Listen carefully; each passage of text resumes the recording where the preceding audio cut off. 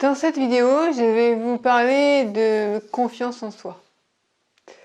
Alors, pour ceux qui sont sur ma chaîne YouTube, vivre heureux avec la sclérose en plaques, ce n'est pas un sujet directement lié à la sclérose en plaques, mais je me suis dit qu'après tout, on pouvait parler d'autre chose que la CEP.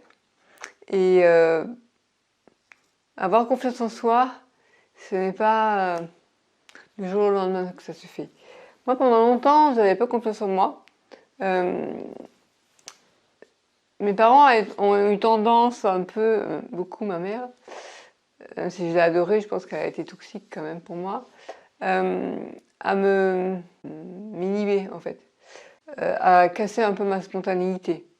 Elle avait très peur du regard des autres, qu'elle allait penser les autres sur son éducation, donc il fallait vraiment être très... pas faire de vagues.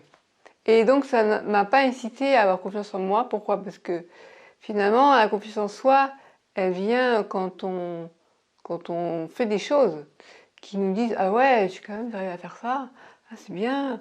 Et c'est finalement se dire qu'on est une personne bien en fait. Comment dire En fait, avoir confiance en soi, c'est non plutôt le manque de confiance en soi, c'est comme si on disait je suis pas assez bien. Voilà. On n'a pas confiance en soi, on n'est pas quelqu'un de... Je sais pas, par un exemple. Ma mère était douée pour le dessin et pour la peinture. Elle a fait des aquarelles, la peinture à l'huile. Et moi, je me suis essayée pour m'amuser. Mais moi, c'était un amusement. Ma mère était vraiment douée pour ça. C'est vraiment ce que j'ai pensé pendant longtemps. Et maintenant, quand je fais des aquarelles et que je me rends compte que j'arrive à faire... Bon, je vais pas être une artiste, je suis pas Picasso, hein, mais j'arrive à faire des choses qui me plaisent et qui sont pas mal. Et je me dis, finalement, je suis pas, c'est nul. Et j'étais en fait dans l'ombre de ma mère. Et ce qui fait que pour avoir confiance en soi, finalement, pour que l'enfant ait confiance en lui, il faut que le parent, à un moment donné, il lâche la main. En fait, moi, je vois les parents comme un guide. Donc au début, on tient, c'est un peu comme, on tient la main de l'enfant. C'est un peu comme un vélo, on a les roues, les petites roues au début pour apprendre à faire du vélo. Une fois que comment dire, on a assez confiance en soi, un minimum, on va enlever les petits roues. Au début, on a peur, et c'est parce qu'on enlève les roues que cette confiance en soi, elle va augmenter. Et si jamais, enfin, si le parent il dit non, non, attends, on va pas enlever les roues, ça va tomber, l'enfant il n'aura pas envie, il va avoir peur. C'est un peu pareil. Si on se lance pas à un moment donné dans le grand bain, qu'on fait pas ses propres expériences, la confiance en soi, on ne peut pas l'avoir, quoi. Et c'est comme ça qu'on devient phobique social, agoraphobe, par exemple. Et donc, je vais vous donner des exemples où je suis dit que, ouais, bah, ça y est, là, quand même, j'ai franchi une étape. C'est lorsqu'on m'a demandé de participer au concours C'est pas du ciné. J'ai fait mes petites vidéos dans ma chambre, tranquillou. Et qu'à un moment donné, je suis allée à la remise des prix à TF1. Bon, c'était pas c'était à TF1 à Paris, mais c'était pas, on n'était pas filmé pour passer à la télé. Mais quand même, j'étais montée sur l'extra, j'avais parlé, il a fallu que je m'exprime devant pas mal de personnes. Je sais pas combien on était, 50, 100, je me rends pas compte. Et, et pareil, quand j'ai fait ma soutenance de thèse devant un public, un jury de profs de droit, d'avocats, ça fait quand même un peu comme ça, quoi. Et puis il faut savoir ce qu'on dit, quoi. Et, et voilà, et ça, c'est ces petites choses qui ont fait que j'ai réalisé que, bah, ouais, t'as fait du chemin, la phobie sociale est loin derrière toi, et donc la confiance en soi, elle s'acquiert au fil du temps, quand on fait des choses, quand on ose. Et quand j'étais adolescente, je me souviens, alors là, je devais avoir 16-17 ans, il y a un gars qui a cherché, c'était la première fois qu'il le faisait, à me titiller, à voir un petit peu comment j'allais réagir. Il aurait pu devenir harceleur, il n'a pas été parce que j'ai tout de suite bloqué. J'étais plutôt timide, hein, d'ailleurs c'est pour ça que ça m'a amusé. il m'avait, je me souviens, fait passer un petit mot dans la classe. J'ai été surprise parce que première fois qu'il le faisait. Il avait mis un petit mot pas très, comment je pourrais dire ça? C'était un peu du style, ouais, je vais te prendre à la fin du cours, ou, enfin, ou des choses comme ça, un peu olé olé. Et moi, je me suis dit, qu'est-ce que je fais?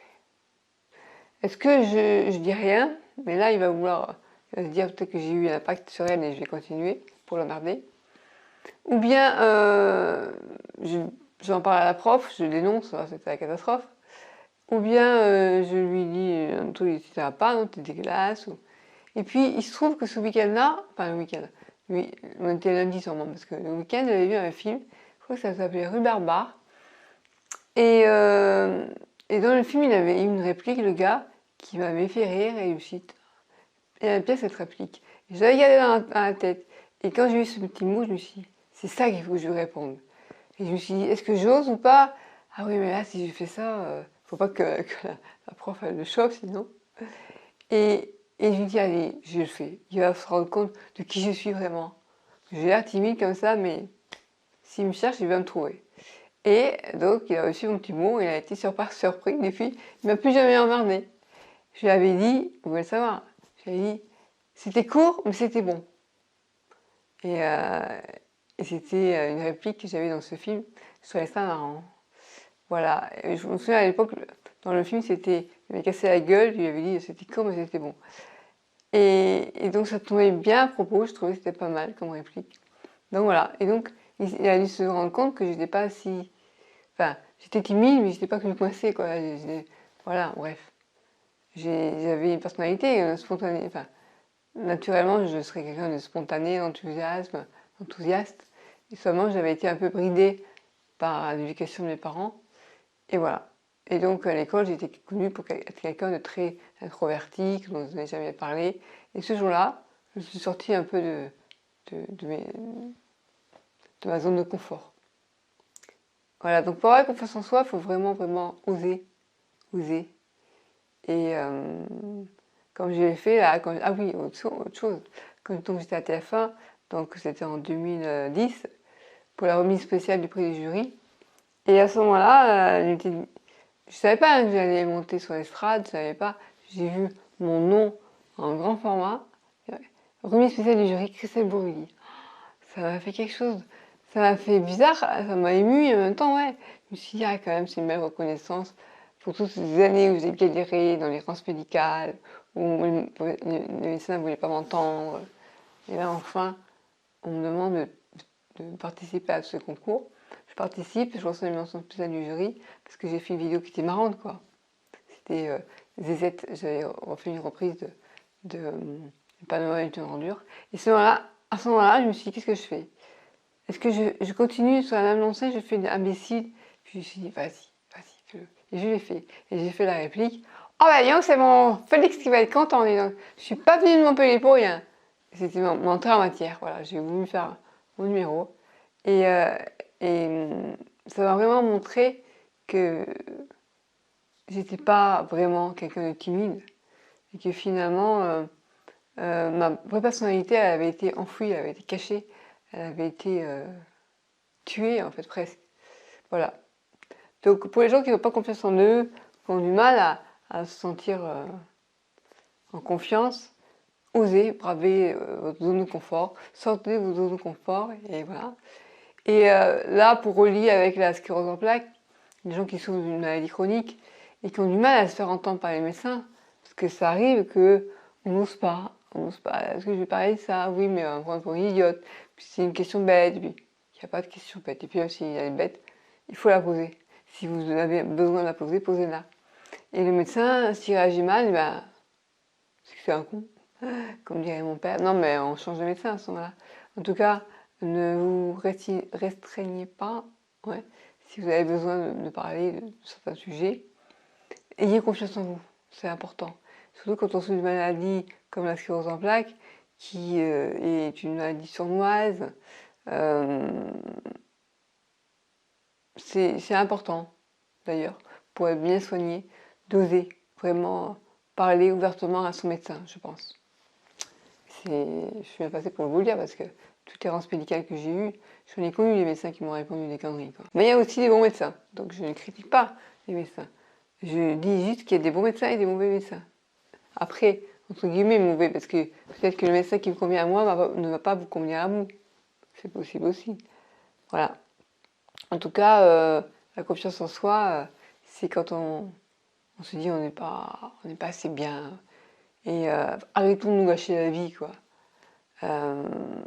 Si je pouvais avoir la confiance que j'ai maintenant en moi, comme je l'avais, enfin, si j'avais eu cette confiance-là en moi depuis bien longtemps, j'aurais peut-être fait plus de choses dans ma vie que maintenant.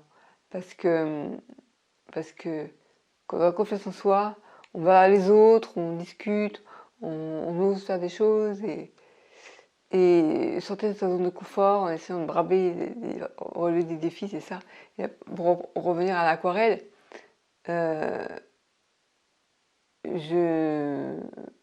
comment dire, je reste modeste, c'est-à-dire qu'il y a des fois où il y a des choses que je fais, ça me plaît, mais je ne veux pas devenir super aquarelliste. Je le fais à mon niveau, ça me plaît comme ça. Mais des fois, j'aime bien, quand je vois l'aquarelle ou une peinture réaliste, ça me plaît beaucoup. Et puis, je me dis, tiens, je ferais bien ça comme aquarelle. Et je prends une photo, je cherche une photo qui correspond à ce que je veux peindre. Et puis, je lui dis, allez, je me lance le défi de faire une aquarelle comme ça. Et c'est comme ça que je suis arrivée à faire...